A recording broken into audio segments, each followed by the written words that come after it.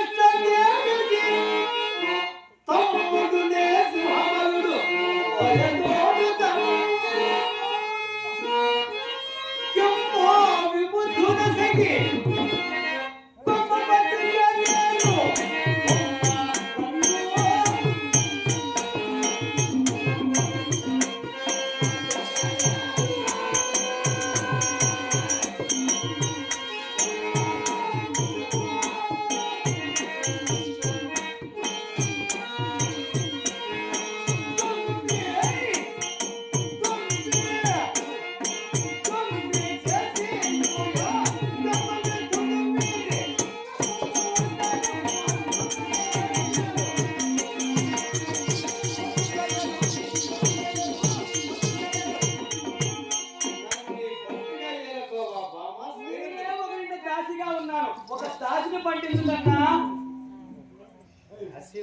అవునన్నా.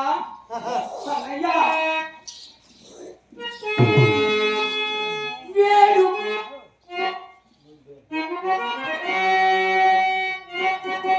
వేడు కథనాడవారనా, వేడు కథనాడవారనా, తోడున పుట్టి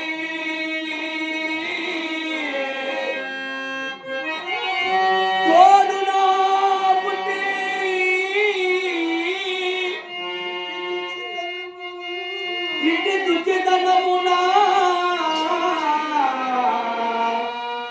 ఇంటి తుచ్చితనమునా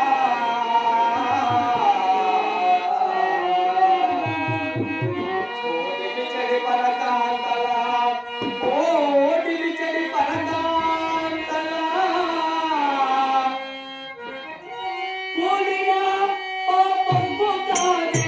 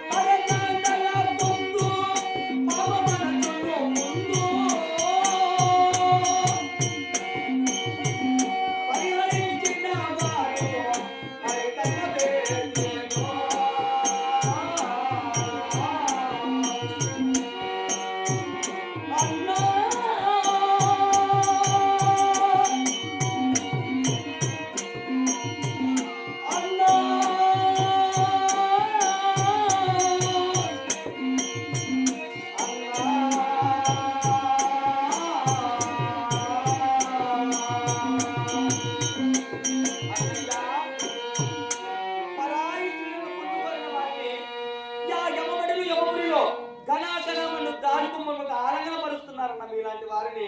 తిక్కలదానా అన్నా పెళ్లి కాకముందు అంతా పరావాళ్ళే.